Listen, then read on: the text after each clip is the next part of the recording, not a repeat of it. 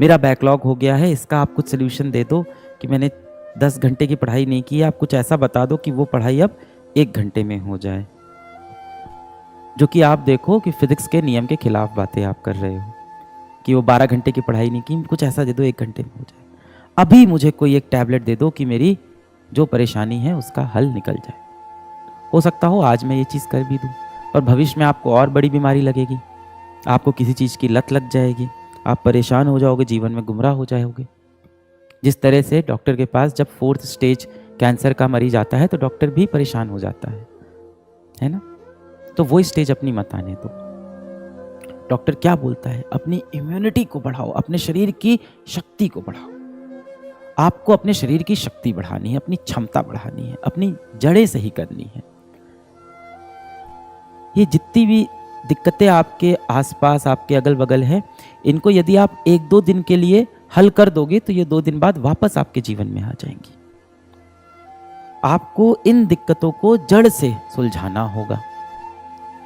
अब सवाल उठता है, जड़ से कैसे सुलझेगी? पहली बात तो दिक्कत ही क्या है? ठीक तो चल रहा है जीवन। हाँ, बस रात में नींद नहीं आती है 2-3 बजे तक, सुबह उठा नहीं जाता है 10 बजे से पहले, खाना खाने का मन नहीं करता है, फास्ट फूड बहुत खाते हैं जिससे हमेशा पेट में दिक्कत होती है, तबीयत खराब रहती है, पढ़ाई करने का मन नहीं करता, पर अंदर से खुद के अंदर बहुत खुद को गिल्टी फील होता है कि चलो बैठ के पढ़ लेते हैं। पढ़ने बैठो तो बिल्कुल रुचि ही नहीं आ रही है पढ़ाई में, लगता है कि एक बार मोबाइल में देख लें कहीं व्हाट्सएप पे दोस्त का मैसेज ना आया हो। व्हाट्सएप खोला, किसी का मैसेज आया था, किसी अनजान व्यक्ति से चर्चा करने लग गए और आधा घंटा निकल गया, फिर लगा पढ़ाई करनी चाहिए, फिर पढ़ाई करने वापस आ गए।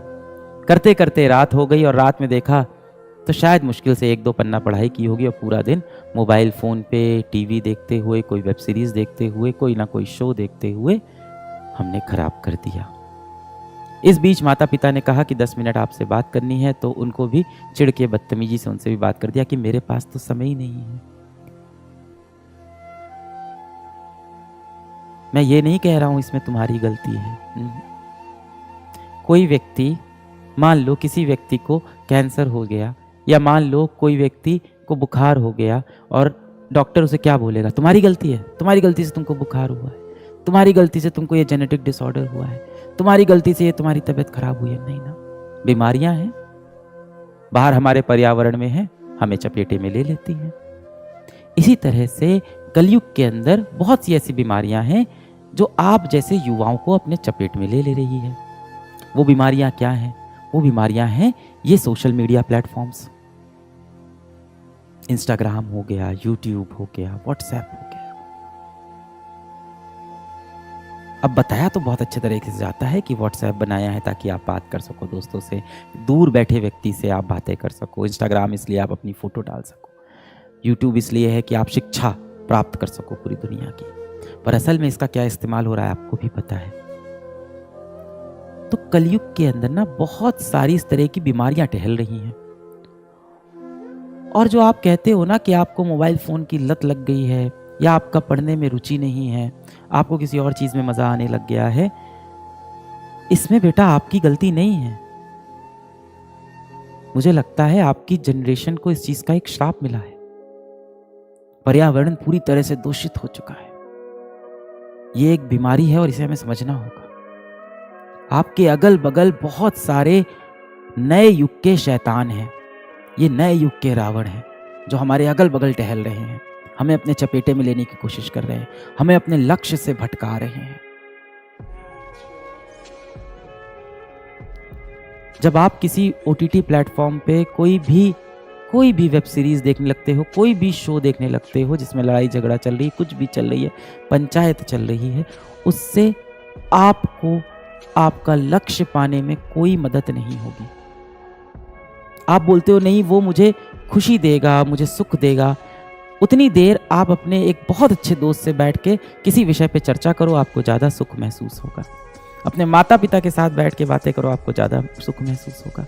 आप जाके बाहर कोई खेल खेलाओ, शारीरिक कसरत वाला कोई खेल खेलाओ, आपके शरीर को भी अच्छा लगेगा, आपके दिमाग को भी अच्छा लगेगा। पर हम कर नहीं पाते, क्यों? क्योंकि हम बीमार हो गए भाई। आप समझो इसमें आपकी गलती नहीं है, मैं आपको बिल्कुल ब्लेम नहीं कर रहा हूं, तुम्हारा हाथ पकड़ के मैं खड़ा हूं। मैं बहुत सारे बच्चों से हर रोज मिलता रहता हूं। यहाँ ऑफिस में हर रोज बच्चे आते हैं, कभी मैं चला जाता हूं किसी विद्यापीठ सेंटर में, कभी आसपास कहीं बच्चे मुझसे टकरा जाते हैं। मैं हर रोज बच्चों से मिलता रहता हूं, कभी बैच के अंदर संवाद हो रहा होता है। वरना मैं सोशल मीडिया पे मैं तो एक्टिव रहता हूं देखने के लिए कि मेरे बच्चे क्या कर रहे हैं। और मैं अपने बच्चों को दोष नहीं देता हूं कि तू खराब है, तू पापी है, तू पागल है, तू नालायक है, तू दुष्ट है, नहीं है।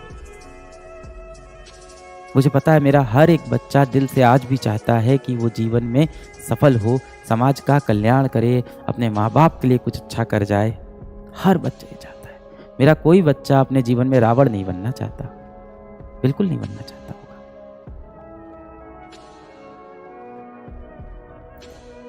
अब बात आती है इन बीमारियों से हम कैसे लड़ें, जो हमारा समय लेके हमसे चली जाती हैं। इन बीमारियों से हम कैसे लड़ें। अभी मैं यकीन बैच में था 2.0 में, तो यही बात हो रही थी।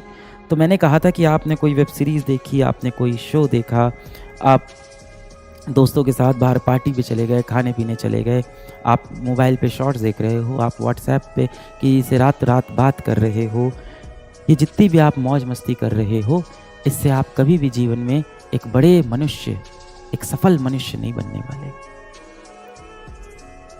किस्सा मौज मस्तियों का नहीं, मेहनतों का मशहूर होता है। मेहनतों के किस्से मशहूर होते हैं। ये जितनी भी बीमारियां हैं, इनसे लड़ने का क्या तरीका है? इंद्रियों पे काबू, इम्यूनिटी को बढ़ाना, कैसे होगा ये? अभी क्या हुआ मॉडर्न समय के अंदर, आप देखो भगवान पे विश्वास करने वाले को, और जब मैं भगवान बोल रहा हूं तो अपने अपने धर्म के हिसाब से अपने अपने क्रिएटर को आप मान लेना। भगवान पे विश्वास करने वाले को हमने बोला कि वो गंवार है। जो भी व्यक्ति होता है जो भगवान पे विश्वास करता है, हम लोग कहते हैं ये तो बहुत पुरानी सोच का है, ये तो गंवार है, साइंस ये कहती है, साइंस वो कहती है। मैं तो फिजिक्स का ही टीचर रहा हूं। आप इतिहास के जितने बड़े साइंटिस्ट उठा लो, सब ये कहते हैं कि ये दुनिया किसी ने बनाई है, अपने आप नहीं बनी है। हाँ, वो रचयिता जो है दुनिया का, वो देखने में कैसा होगा हमें नहीं पता है।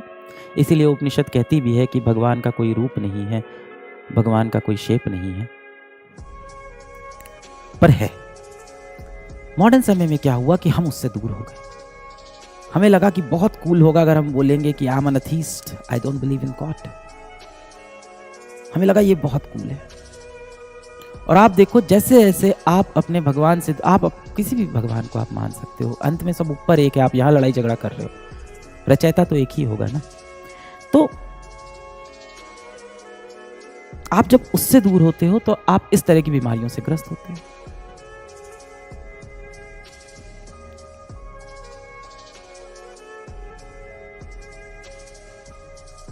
समझ रहे हो?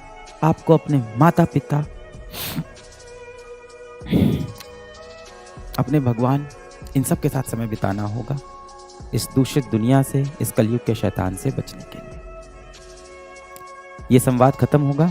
आप जिस भी भगवान को मानते हो उसके सामने जाके हाथ जोड़ना है, या जिस भी तरह से आप प्रेयर करते हो उस तरह से प्रेयर करना, शक्ति मांगना अपने अंदर। वही आपका असली साथी है, उसने ही आपको बनाया है, और आपके माता पिता। इनसे शक्ति लेना, इनसे बात करना, जीवन में सुधरते हैं, कुछ बहुत बढ़िया जीवन में करेंगे, वापस शक्ति लेंगे। और आपको अपने कल को अब भूलना पड़ेगा। जब तक बेटा आप दुख को नहीं छोड़ोगे, दुख आपको नहीं छोड़ेगा। अतीत के बोझ को लेकर आप कभी भी भविष्य में मत जाओ। आपके कल में जो हुआ वो अब खत्म हो चुका है। सामने आपका भविष्य है जिसको आप सुधार सकते हैं। और यदि भविष्य सुधर गया तो आपके कल में आप कितने असफल थे, इस बात से किसी को कोई फर्क नहीं पड़ेगा।